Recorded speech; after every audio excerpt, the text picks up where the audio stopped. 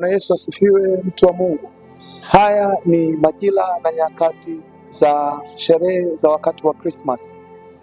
Ni nyakati za muhimu katika maisha, na wakati huu tunasherekea na tunafanya kumbukizi ya kuzaliwa kwa mkombozi Yesu Kristo. Na wakati ambapo tunasherekea kuzaliwa kwake au kukumbuka kuzaliwa kwa Kristo, hii ni zaidi ya kuvaa nguo mpya, na hii ni zaidi ya kula chakula tu. Hili ni tukio la kiroho linalotuonyesha kwamba wakati huu duniani alikuja mkombozi. Kumbe kuzaliwa kwa Kristo ni wakati wa kusherekea uhuru wa kiroho, shauku mpya juu ya Mungu, kujengwa upya kwa mahusiano yetu sisi na Kristo, kuuisha upendo wetu mpya juu ya Mungu.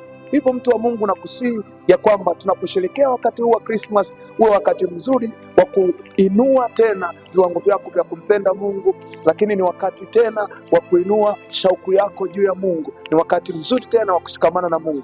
Huu sio wakati wa kutumia kwa ajili ya mambo mabaya, kwa ajili ya vitu ambavyo havifai. Ni wakati mzuri wa kutumia kwa ajili ya kuyaimarisha na kuyajenga maisha yetu kwa ajili ya Kristo. Zaidi ya yote, na kukaribisha siku ya kesho mahali hapa kanisa la TAG tutakuwa tuna ibada nzuri sana ya Christmas. Karibu sana uabudu pamoja nasi, na ibada hiyo itaanza saa 1 kamili asubuhi mpaka saa 4 kamili. Mungu akubariki sana.